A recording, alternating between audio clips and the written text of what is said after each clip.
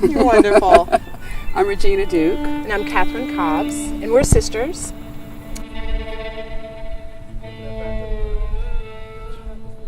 Starting off with a story about my grandfather, or great-grandfather. He was, I guess, known to be, quote-unquote, a buck. I don't know what they called him back then, but he would go to different plantations to repopulate. I know from my father's information that he was, I think, almost 7 feet tall, 350 pounds, so it was, I guess, a stipulation between slavery and being free. I'm not sure.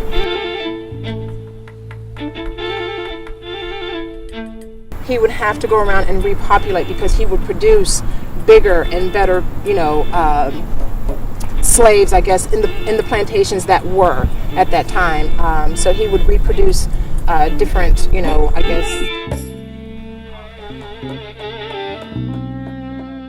I guess knowing that my grandfather was put in that position to either choose between freedom and slavery, and that was what he had to choose in order to be free. I feel that it was probably degrading to him. For us, I don't know. How does that make you feel? I feel saddened by it. I don't know that I necessarily feel sad about it. I think you look back on history and you just understand that that's the way it was at the time. And I think we have a lot of family out there. Right. A lot of family as a result of that.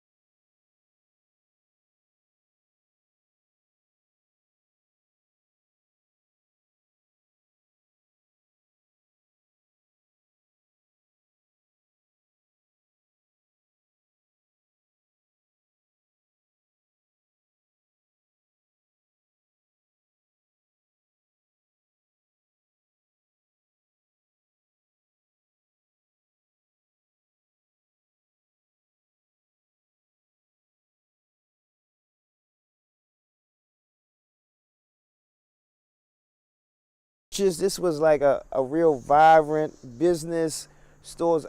All of those things that makes a community sustainable was present.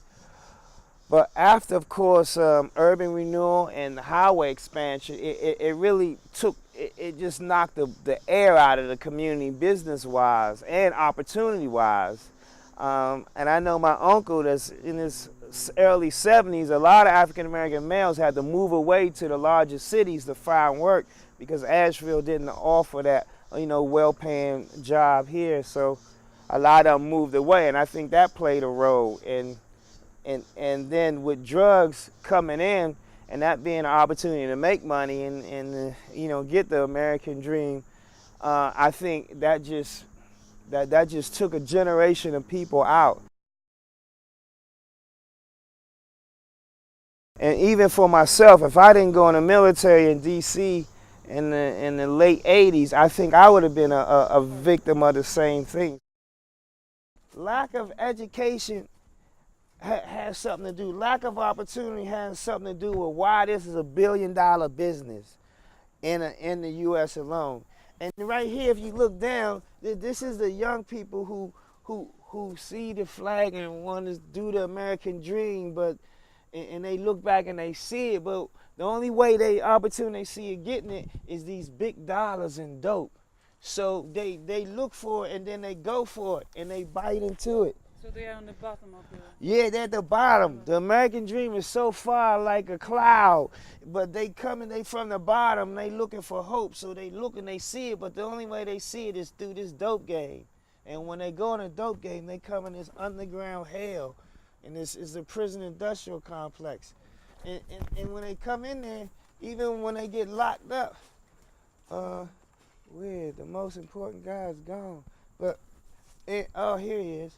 Even when they get locked up, Santa Claus still will whisper in their ear, you gotta buy, you gotta be part of the dream, you gotta buy, use, and spend. So they go back out and they go right back into the same cycle, and it's a cycle, and it's a modern day slavery. The name of the poem for this piece is called Ramifications After the Storm.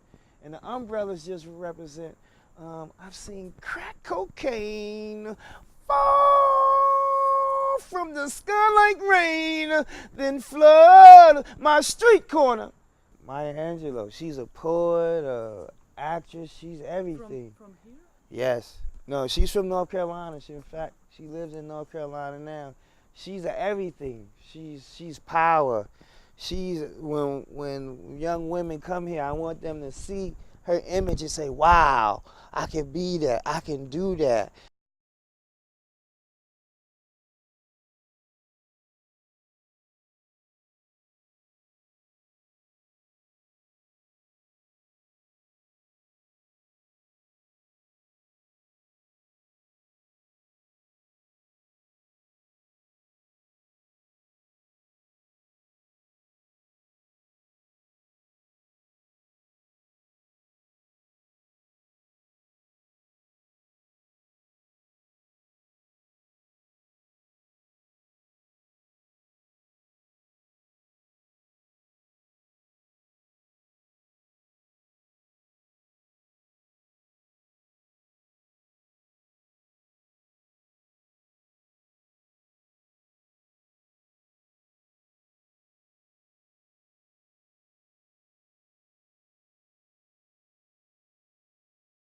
Now, Nina Simone, she didn't graduate from this school.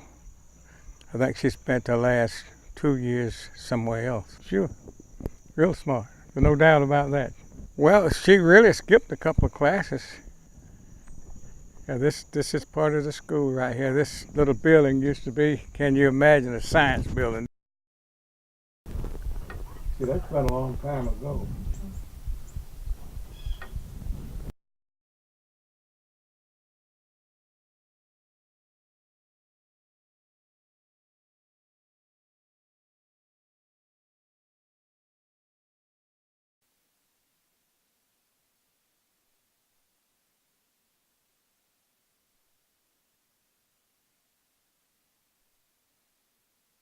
I never thought at one time she'd make it as a singer. Did you, bro? No, but that wasn't even included No. in her list of talents. no, but I knew she could make it as a piano player because she could really play it. Age of 3, I understand. At the age of 3 years old, she started playing piano. They were a Christian family, you know. Most of the singing they did was in the churches and home, you know, practiced in the churches and homes. Whatever she did as far as jazz and stuff like that, she did it away from the home. But she could dance. She did it up there at school, you know, but not at home. This place couldn't offer her anything with the talent she had, you know. When